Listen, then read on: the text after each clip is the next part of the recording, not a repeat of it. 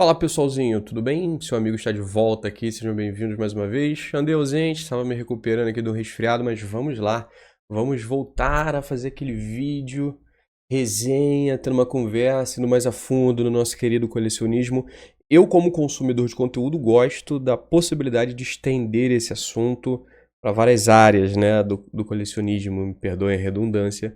E por que não, como criador, fazer por onde, né? Não só aquela coisa frenética, dopaminérgica de unboxing, não sei o quê, até porque isso nem é sustentável e vai ser meio que a pauta de hoje, justamente, tá? Então, se você gosta desse tipo de conteúdo, de trocar ideia, de se aprofundar no colecionismo, até pelas vertentes assim, filosóficas da coisa, né? Ou pelo menos uma tentativa disso, se inscreva aí, tá? Deixa o like e principalmente, hein, vire membro. Ó, o grupo de membro lá tem coisas rolando, várias dicas, vários lugares assim de compra que eles têm comprado, achado produto barato, enfim. Lá no nosso grupo de membro rolou um link 5 da manhã de uma caixa, cara, de uma box de parceiro inicial, essa que tá todo mundo procurando. A gente fez vídeo aqui, eu vou deixar nos cards, por R$ 75 na Amazon, né? Só pra você ter ideia. Então você vira membro, comenta aí que eu coloco você lá no grupo, aceito você lá no nosso grupo do WhatsApp, tá? Sem mais delongas, o que eu quero dizer aqui? Eu quero compartilhar com vocês que esse Screw-Up, ele é nada mais nada menos que a carta mais bonita da coleção Equilíbrio Perfeito, tá? E é só isso. Valeu aí, obrigado a você que assistiu até aqui, deixa o like, tamo junto. Eu acho essa carta muito linda. O tipo Dark, essa areia vermelha, a textura, as retículas, é muito incrível, assim, passa uma vibe muito maneira. E ainda que fosse uma arte rara, não seria a coisa mais cara do mundo. Que dirá numa raridade comum, né? E isso é muito curioso e vai ser justamente a faísca, né, para a gente começar a nossa discussão. Eu tenho visto até alguns colegas de geradores de conteúdo e naturalmente parte da comunidade discutir essa visão de especulação em volta do mercado de cartas e de colecionismo Pokémon. Alguns até com uma visão apocalíptica de que vai acabar o colecionismo porque o primo rico, ou porque algum youtuber falou que vai ficar caro e vai acabar. Gente, eu já falei disso aqui, tá? Vou deixar nos cards aí um vídeo falando a real sobre ganhar dinheiro com Pokémon e essa coisa mais mercadológica. Recomendo muito que você veja esse vídeo, tá? Mas existe algum. Eu disse nesse vídeo que existem muitos equívocos prévios ao colecionismo Pokémon, e principalmente no que diz respeito à sua economia, que são equívocos que acontecem em quaisquer áreas, que não só Pokémon, e naturalmente as pessoas trazem isso para o universo de Pokémon TCG também. Veja esse vídeo. E por que eu relembrei isso aqui? Porque as pessoas enxergam uma fragilidade muito grande nessa franquia, como se porra, me perdoem o francês, né, de um youtuber de finanças, como se um vendedor de curso, como se algum youtuber fosse representante com força, fosse uma representatividade com poder o suficiente para influenciar significativamente a maior marca do entretenimento, né, a maior propriedade intelectual do ramo do entretenimento, que é a Pokémon. Eu acho que isso é de uma inocência que só pode ser oriunda de uma neurose brasileira, né? Uma neurose onde a gente vê de fato um influencer ganhando alcance nacional ao ponto de influenciar e ser referenciado no desenvolvimento de leis e projetos de leis de uma maneira geral. A gente vê isso acontecendo no Brasil que estão, e a gente imagina que no que diz respeito a um controle direto da população, que é um apego a uma marca, a uma fantasia, a uma nostalgia, a uma coisa mais lúdica e pop, isso vai acontecer também, mas não é assim que funciona quando o poder, no fato, está na mão da comunidade, que somos nós e muitos de nós, é o meu caso, vê isso, acompanha isso desde os anos 90. É muito tempo de conforto e segurança nessa franquia para ver um cara que chegou ontem na internet, sendo que se você tá na internet já é um ontem por si só, desde porque existia todo um universo pré-internet, né? Achando que vai ser o que vai ditar ou não o futuro, a consistência daquilo. Talvez você mova uns números para cima, outros para baixo, mas é ridículo perante o tamanho da comunidade e o poder que a comunidade tem de exercer essa influência por si só dentro desse âmbito de colecionismo em especial nosso de Pokémon TCG. Mas isso também não tira a parte que assusta boa parte dessa comunidade, que é ver o hobby indo para uma coisa mais comercial, como se isso fosse um problema imediato.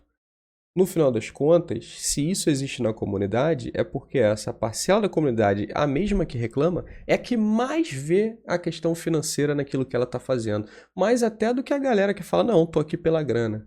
Eu tenho percebido isso e isso é um tema um tanto quanto delicado que eu gostaria de falar aqui no vídeo. Muitas pessoas reclamam, e aí eu volto onde eu vi colegas de YouTube, de conteúdo falando, isso é um problema, tá me fazendo mal, é aposta, sendo que às vezes você vai gastar R$ 80 em produtos selados para abrir, sendo que você não teria nem a condição de comprar qualquer outra coisa nesse valor de R$ 80.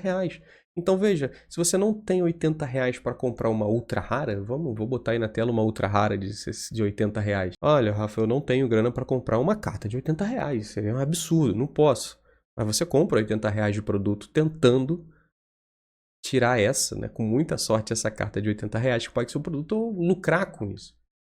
Então você que é contra a especulação, investimento, comercialização e tudo mais, não se satisfaz com a experiência por si só de Pokémon, porque você está visando mais do que qualquer outro investidor que pelo menos assume que está nisso por dinheiro, que você quer recuperar, pelo menos recuperar aquilo que você investiu, caso contrário aquilo fica inviável para você. Mas aí é que tá a triste notícia que parece que eu que vou ter que dar. Se você tem que recuperar aquilo que você investe, no sentido de comprar, de disponibilizar seu dinheiro para isso, a gente já falou disso no outro vídeo, tá? Vai lá. Você precisa recuperar. Se você viver nesse hobby depende do retorno que você tem daquilo, não para você lucrar, mas para você não sair perdendo na saúde financeira da sua vida, não é o momento para você colecionar cartinha e coisas supérfluas de uma maneira geral. Por que alguém tem que te falar isso? Então, eu vejo uma... Tentem não ver de uma maneira tão pejorativa, tá, pessoal? Mas eu vejo uma parcela da comunidade, até influente, eu vou repetir muito isso, tá? Que chega a ser infantil em alguns aspectos, de entender a coisa de uma maneira geral, tá? Chega a ser infantil de você falar, pô, se você não tem dinheiro, você não pode comprar. E que um dia você melhore de vida, como eu já melhorei eventualmente e pude me dar a chance de voltar a comprar, e depois que eu piorei eu parei, e assim vai ser assim para sempre, tá? E aí você evolui e volta e começa, usa até como combustível para você desenvolver na vida, ter um emprego melhor, ganhar mais grana, né? Isso é importante, ou que faça disso a sua grana. Só que aí você vai cair dentro de um balde de críticas e das pessoas que vão falar, olha, você não pode ganhar dinheiro com isso porque isso aqui é para a nossa diversão. E eu acho isso uma inocência, por isso que eu falei da infantilidade, uma inocência muito grande, né? De, ai meu Deus. A gente vai falar mais disso, mas vamos voltar aqui ao que acendeu essa discussão. O nosso querido Skorupi deve custar 10 centavos, uma versão foil 15, 25 centavos. Só que você não vai ficar satisfeito com ele caso você tire ele num booster que você pagou 10, 15 reais. E por que não? Porque eventualmente você vai precisar do seu dinheiro de volta para sobreviver.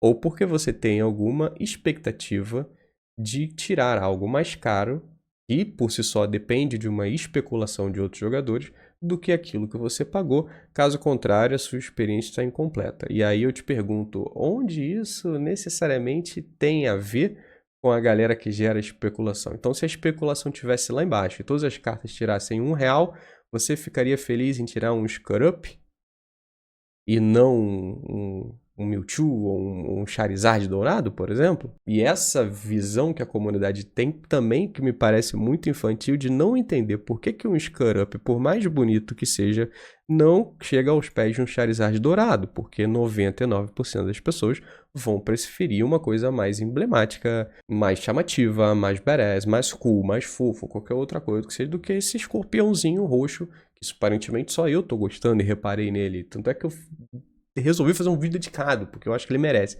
A carta é linda, afinal de contas. E aí fica aquela, jura que seu Pokémon preferido é Charizard, Rayquaza? Você também gosta do Lucario e do Greninja? É mesmo? As cartas são caras desse Pokémon? Tem mais 1000 para você gostar. Tem mais 1000. Você tem uma margem flexibilidade nessa franquia maior, muito provavelmente maior do que qualquer outra franquia. Mas essas pessoas não ficam satisfeitas porque elas giram em torno da especulação, mesmo condenando isso e dizendo que não é mais fácil assumir e controlar do que ficar nessa briga, dando soco em ponta de faca, fazendo o que não pode e se frustrando no final das contas. E um hobby não deve acontecer para te frustrar, ele deveria te dar alguma alegria, alguma sensação de completude, de execução, né? Essa coisa meio de bem raiz mesmo, de álbum, figurinha e tudo mais. Recentemente eu vi um vídeo do Tio Sam. O Tio Sam, ele abriu algumas, né, ETBs, Elite Trainer Box, e eu tava vendo lá. E aí no final eu falei, a box é bonitinha, os acessórios são bonitinhos. Ele tirou algumas ultra raras ali, não pagaram o produto, longe disso. Mas foi uma experiência legal. Mas não pagaram o produto. E aí fica aquela coisa, né? Tipo assim, cara, quem é fã da franquia? Eu lembro sempre do meu criança, aqueles acessórios, tudo tematizado, olha que coisa legal. Quando você compra aquele produto, ele já se pagou, entendeu? Até porque o cara da especulação, o cara que tá nisso por grana mesmo, ele não vai abrir uma Elite Trainer Box pensando em lucro, a não ser que ele seja burro, muito burro. Então, assim, quem está sujeito a esse produto, em teoria, deveria ser quem não está ligando para esse lado da especulação, do investimento, do mercado e tudo mais. Porque você vai ter uma experiência ali, né? A ETB, o coração de uma coleção. Você gostou, se identificou. Você vai ter tudo ali tematizado e tal, num conjuntinho, num preço até minimamente acessível. E aí você vai querer se pagar, você está jogando sua experiência no lixo. E está sendo um péssimo investidor, porque a pior coisa que você tem para fazer no quesito investimento é abrir qualquer produto.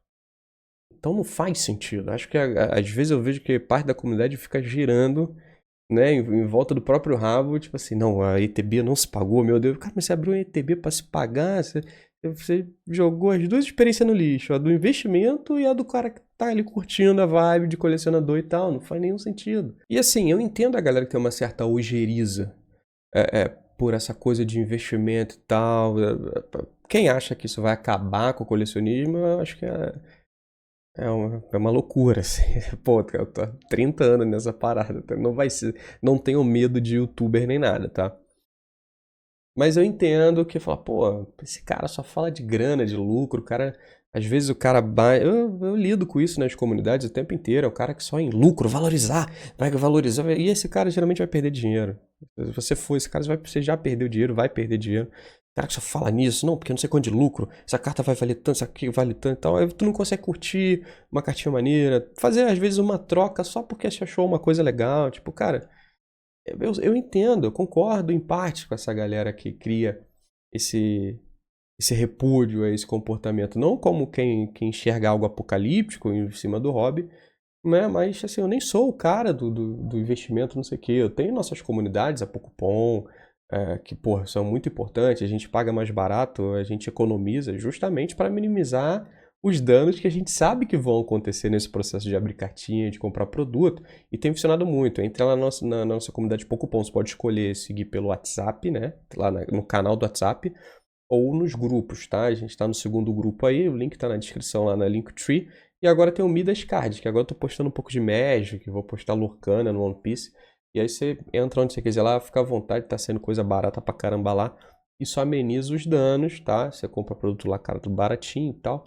Fica show de bola, então a gente tá sempre dando dica aqui, muitas vezes também no canal, de tipo assim, ó, essa carta aqui tá R$5 hoje, mas amanhã talvez não esteja mais R$5. Isso por quê? Pra você comprar tudo e revender? Se você quiser. E aí eu já vou falar o porquê, se você quiser, sem culpas, sem tabus, tá? Eu vou explicar.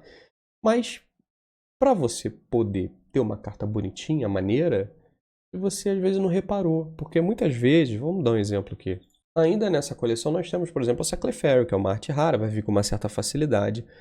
Tem algumas aqui, inclusive, né? Tem a Clefairy, então a Dendene bonitíssima, esse Dendene, Raticate, mas vamos focar na Clefairy, que tem uma arte que completa com outras e tal. Porra, é um Pokémon popular pra caramba.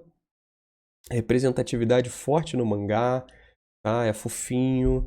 É uma arte completa com outras cartas da sua linha evolutiva. Então tem um monte de elemento aqui que você vai fazer essa carta ser interessante. Só que às vezes, se ela não estiver valendo R$500, parece que as pessoas não vão perceber isso. E aí, quando eu chego num vídeo e falo, olha galera, isso aqui tá R$25, é uma carta legal pra coleção, pô, tudo isso aqui que eu tô falando pra vocês. Aí daqui a 2 meses a carta passa a valer R$300, a culpa é minha.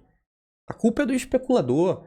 Não, é porque você só percebeu quando tá valendo R$300. Você só deu valor quando tá 300 conto. Porque com 10, 15 tá deixando passar.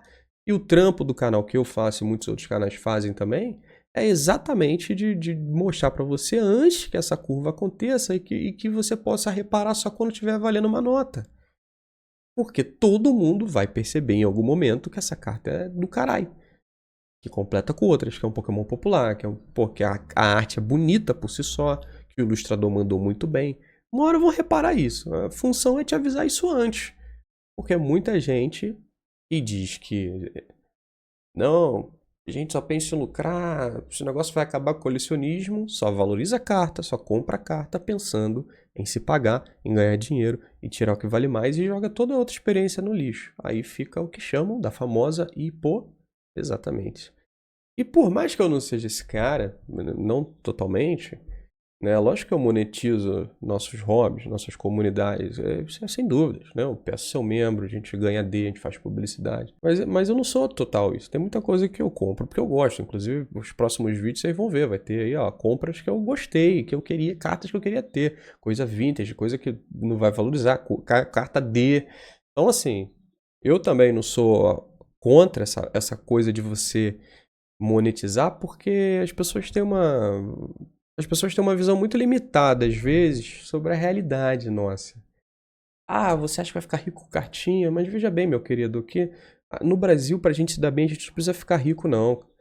O salário mínimo é menos que um aluguel em um lugar digno, decente, que não seja num lixão, tá?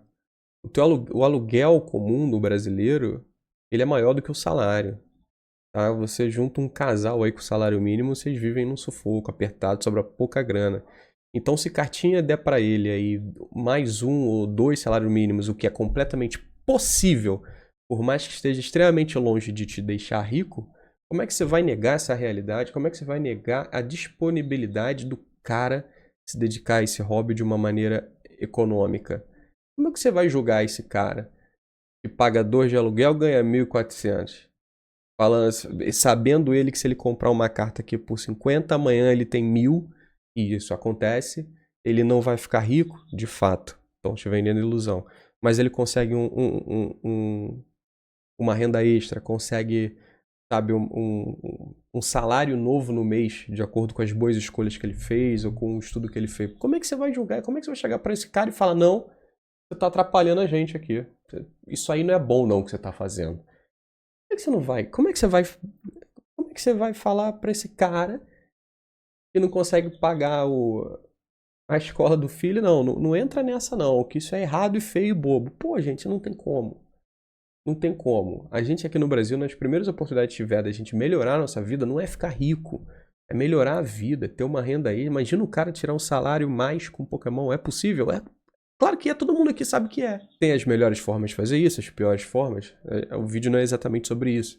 Mas não dá pra gente bater nesse cara, pô. E aí eu faço apelo aos colegas. Eu entendo a questão. Mas vejam pelo lado que o hobby envolve humanos e humanos têm necessidades básicas e vão aproveitar oportunidades com aquilo que eles identificam. Talvez o cara não tenha uma faculdade, um curso, né, uma formação técnica que o permita evoluir na vida, mas ele tem uma cultura, ele tem uma identificação com uma propriedade, com uma franquia, que dá a ele a oportunidade de escalonar minimamente na vida, e não é justo você exigir que esse cara fique de fora, sendo sincero. E aí, pra gente completar o raciocínio aqui, a gente tem em crescente aqui no Brasil, ainda bem, graças a Deus, a cultura de grading, tá? Cultura de grading, que é você graduar. Tem uma galera que, graduar cá, assim, tem muita gente atrasada mesmo nas coisas. O grading tá chegando aí, várias empresas se disponibilizando. Eu torço pra todas elas, tá? Eu quero que isso aqui pegue mesmo, funcione, escalone. Por quê? Porque isso permite você dá uma valorização para coisas como essa que eu estou apontando agora, tá? Por que eu sou fã do grading? Porque a gente pode pegar um Skerup de 25 centavos e falar, pô, eu queria agregar um valor a ele. Que valor eu posso agregar a uma carta de 25 centavos? Tentar tirar uma nota 10. E aí, talvez de 25 centavos ele passe a ser R$ 2,50. Mas, de toda forma, pela perspectiva de quem gosta da carta e coleciona, eu posso ir atrás de uma carta que eu gosto muito e colocar ela no seu melhor nível. Falar, não é só uma carta comum, é a melhor versão que eu posso ter de uma carta comum. É um Skerup de Perfect Order, vamos supor, holográfico, nota 10, PSA ou qualquer outra marca no Brasil aí que vem estourar.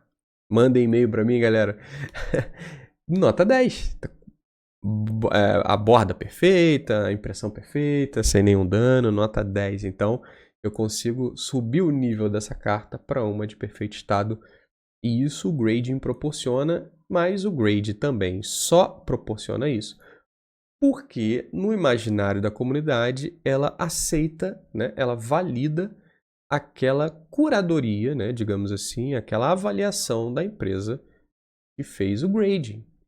Então, essa questão de especulação e tudo mais, ela é não só uma coisa que tem espaço ou você respeita ou qualquer outra coisa do tipo, mas eu ouso dizer que a um determinado nível, essa visão econômica de especulação muitas vezes não fala só sobre grana, mas fala sobre representação, né, daquela carta que você gosta, daquilo que você é fã, do elemento da franquia que você é fã.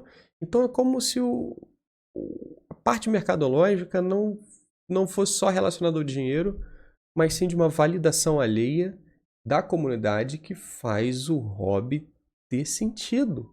Por mais que você não ganhe ou veja só o lado da grana, a validação através da perspectiva de mercado é uma coisa que adiciona valor ao seu hobby, como, por exemplo, eu fazer um grading, tirar um 10 numa carta de 25 centavos. Não é pela grana, mas a grana movimentou uma indústria que valida a carta que eu gostei de 25 centavos como a perfeita ou a melhor versão que eu poderia ter dela. Isso pra mim, que sou só colecionador, por exemplo, e não investidor, é bom ou ruim? É bom. E no final nem foi sobre grana. Então pensem nisso. Quando vocês forem aí refletir, fazer suas compras, né, investir no mundo de Pokémon TCG. E deixe sua opinião nos comentários. Tamo junto.